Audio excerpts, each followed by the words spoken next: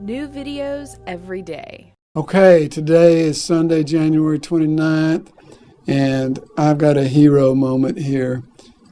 I'm going to do a little video here in honor of one of my great heroes who had a tremendous victory last week after 10 years of hardship. His name's Alan Jones. He's a man from Pennsylvania, lives in a cabin up in the mountains, Appalachia.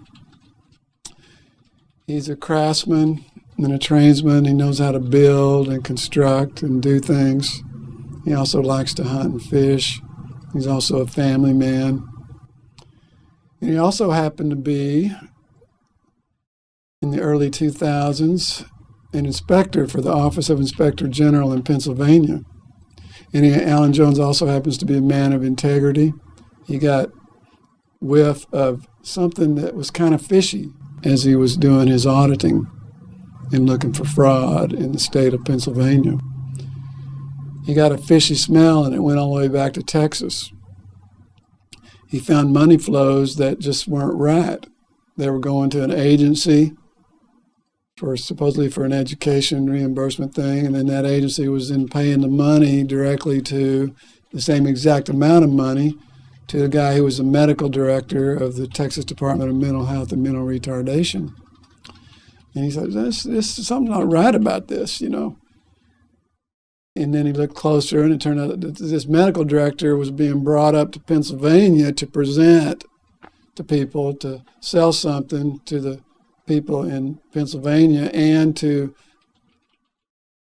educate and direct and be directed by the executive people and the marketing people at Janssen Pharmaceuticals, which is a branch of the drug giant Johnson & Johnson. And Janssen happens to be the maker of one of these so-called new generation, so-called atypical antipsychotic drugs, in this case Risperdal.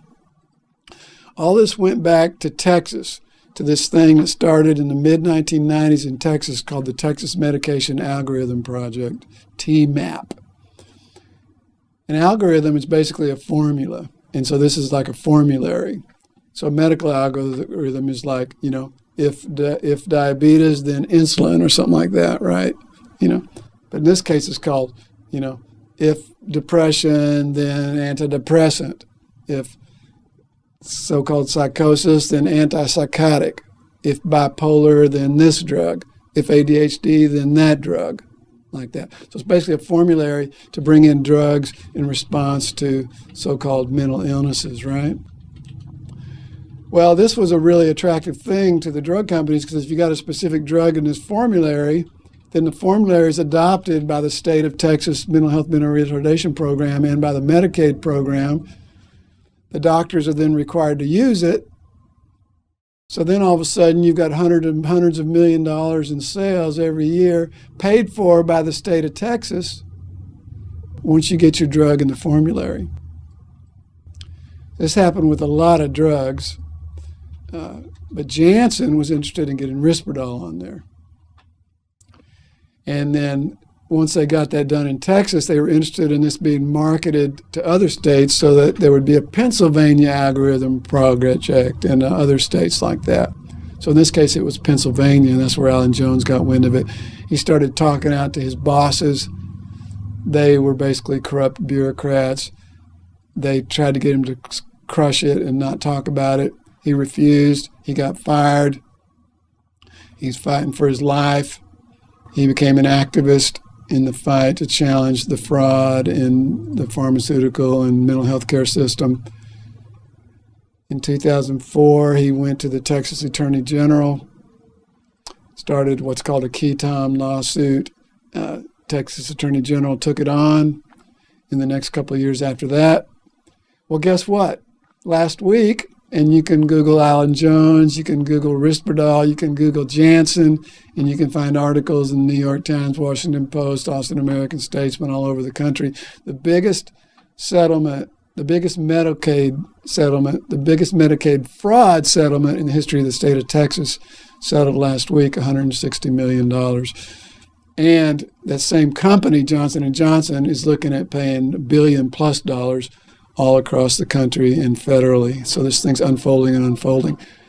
The trial was going on in Austin for about a week and a half, at the end of which they settled, because not only had information been coming out all week about the email strings and the corruption and the money flows to the medical director of Texas, Stephen Shawn, who, by the way, has long ago been fired, to key opinion leaders, research people at the University of Texas medical system in Texas, and other psychiatrists and people who are in that money stream, where they receive money from Janssen and then would promote these drugs and that kind of thing. And at the same time, Janssen was saying, Risperdal is safe, Risperdal is effective. Well, they finally settled the day after one psychiatrist came out and started revealing the fact that Janssen had also doctored their studies. They'd done research studies on their drug compared to other drugs and on the safety of the drugs.